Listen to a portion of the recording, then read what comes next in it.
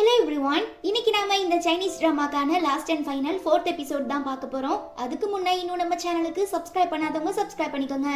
Okay, இப்போ நாம இன்னைக்கான எபிசோட்குள்ள போகலாம்.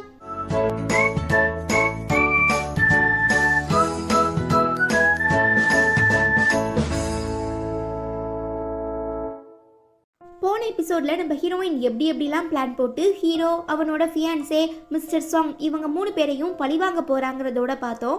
ஸோ காதல் மயக்கத்தில் இருக்கிற நம்ம ஹீரோ தன்னை கண்மூடித்தனமா நம்பிட்டு இருக்காங்கிறத தனக்கு சாதகமா பயன்படுத்திக்கிற ஹீரோயின் கிடைக்கிற கேப்லலாம் தனக்கு தேவையான ஹீரோ கம்பெனி சம்பந்தப்பட்ட எல்லா டாக்குமெண்ட்ஸையும் நைஸா திருடி காரியத்தை சாதிச்சுக்கிறா.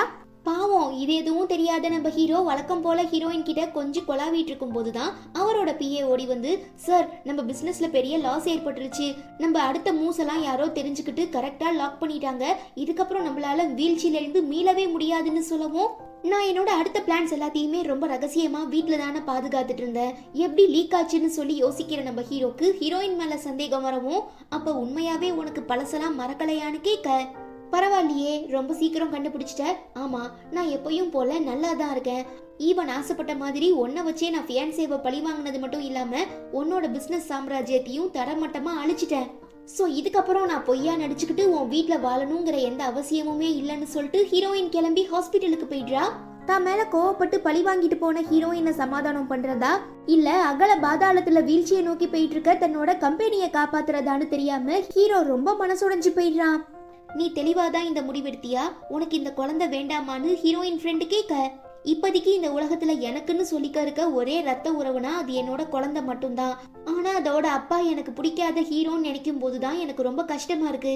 ஸோ ஃபியூச்சர்ல என் குழந்தைய பார்க்கும் போதெல்லாம் எனக்கு ஹீரோ என்னை கஷ்டப்படுத்தின ஞாபகம் தான் வரும், அதனாலதான் நான் அபார்ட் பண்ண முடிவு எடுத்துட்டேன்னு சொல்லிட்டு ஹீரோயின் வெயிட் பண்ணிட்டு இருக்கும் போது 2 கியூட்டான குட்டி பசங்க கிராஸ் பண்ணி போறாங்க. அவங்களோட அந்த அழகான மழலை பேச்சு அப்புறம் கியூட்னஸ்லாம் பார்த்து ரொம்ப அட்மையர் ஆகிடுற ஹீரோயின், என்னன்னாலும் பரவாயில்ல, எவ்வளோ பெரிய பிரச்சனை வந்தாலும் ஃபேஸ் பண்ணிக்கலாம், பட் எக்காரணத்தை கொண்டும் ஹீரோக்காக நான் இந்த குழந்தைய இழக்க விரும்பலன்னு சொல்லி தன்னோட முடிவை மாத்திக்கிறா.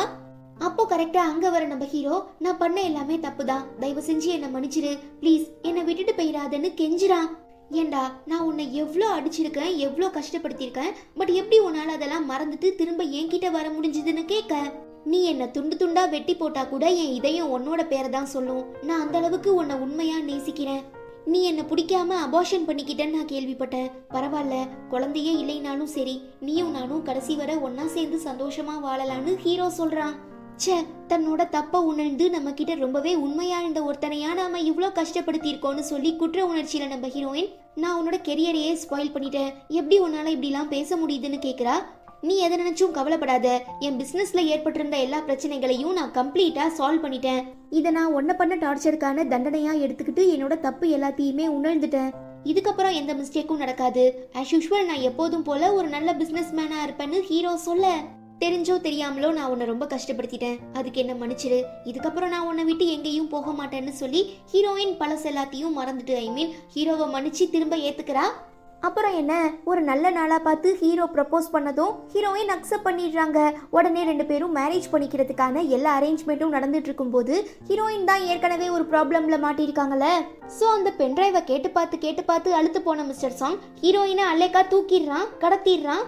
நானும் எவ்வளவோ பொறுமையா உன்கிட்ட பேசி பார்த்தேன், ஆனா நீ என் வலிக்கு வரதா தெரியல, இப்ப அந்த பென்ட்ரைவ் அதாவது சீக்ரெட் உன்கிட்ட இருக்குங்கிறது எனக்கு நல்லா தெரியும், ஸோ ஒழுங்காத என்கிட்ட கொடுத்துட்டீங்கன்னா ஷென் ஃபேமிலியோட ப்ரைடை காப்பாத்த நீயாவது இந்த உலகத்துல உயிரோட வாழலாம், இல்ல உன் அம்மா அப்பா கூட சேர்ந்து சொர்க்கத்துல அழுதுட்டு இருக்க வேண்டியதா இருக்கும்னு சொல்லி மிரட்டவும், நீ பண்ண தப்ப மறைக்கணும்னு என்னோட அம்மாவும் அப்பாவும் நினைச்சிருந்தாங்கன்னா அப்பவே உன்கிட்ட அந்த பென்ட்ரைவை கொடுத்துருப்பாங்க, ஆனா அவங்க நீ பண்ணது தப்பு, சட்டப்படி உனக்கு தண்டனை வாங்கி தரணுங்கிறதுக்காக தான் இத்தனை வருஷமா பாதுகாத்துட்டு இருந்தாங்க, சோ அவங்க பொண்ணானா எப்படி உனக்கு உதவி பண்ணுவேன், ஒன்ன போலீஸ்ல மாட்டி விட்டு தண்டனை வாங்கி கொடுத்தா மட்டும்தான் என்னோட அம்மா அப்பாவோட ஆத்மா சாந்தி அடையும், சோ நான் செத்தாலும் கண்டிப்பா உன்கிட்ட அந்த பென்ட்ரைவை கொடுக்க மாட்டேன்னு ஹீரோயின் ஸ்ட்ரிக்டா சொல்லிடுறான்.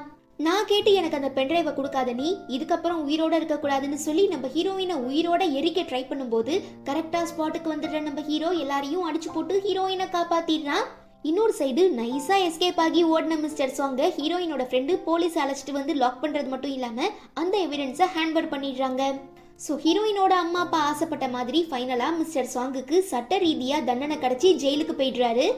ஈவன் ஒன்னா சேர்ந்து நம்ம ஹீரோவும் ஹீரோயினும் வாழ்க்கையை என்ஜாய் பண்ணிட்டு இருக்கும்போது தான் ஹீரோ ஒரு சர்ப்ரைஸ்னு சொல்லி ஹீரோயின் அழைச்சிட்டு போய் தன்னோட காதலை ப்ரப்போஸ் பண்ணி கல்யாணம் பண்ணிக்க முடியுமான்னு கேட்க ஹீரோயினுமே ஒத்துக்கிறாங்க. அப்புறம் என்ன, ஒரே ஜாலி தான். பத்தாததுக்கு நம்ம ஹீரோயினுக்கு ஹெல்ப் பண்ண போய் அவங்க ஃப்ரெண்டும் டாக்டர் ஃப்ரெண்டும் ஒன்னா சேர்ந்துடுறாங்க, லவ் பண்ண ஆரம்பிச்சிடுறாங்க. கொஞ்ச நாளைக்கு அப்புறம் ஹீரோயினுக்கு ஒரு அழகான குழந்தை பிறக்குது. இப்படிப்பட்ட ஒரு சந்தோஷமான மொமெண்ட்டை ஒன்னா சேர்ந்து என்ஜாய் பண்றதுக்காக தான் நாம இத்தனை நாள் கஷ்டப்பட்டுட்டு இருந்தோம் போலன்னு சொல்லி ஹீரோவும் ஹீரோயினும் ரொம்ப ரிலாக்ஸா உணர்றாங்க. அவ்வளோதான், இதோட இந்த ட்ராமாவுமே முடியுது. இந்த ட்ராமா உங்களுக்கு பிடிச்சிருந்தா மறக்காம லைக் பண்ணிட்டு நம்ம சேனல் வீடியோஸை உங்க ஃப்ரெண்ட்ஸ் அண்ட் ஃபேமிலி கூட ஷேர் பண்ணுங்க. நான் உங்க எல்லாரையும் ரொம்ப சீக்கிரமா அடுத்து ஒரு இன்ட்ரெஸ்டிங்கான ட்ராமால மீட் பண்றேன். And till the next bye from Afi and stay tuned with Spectre of Fantasy.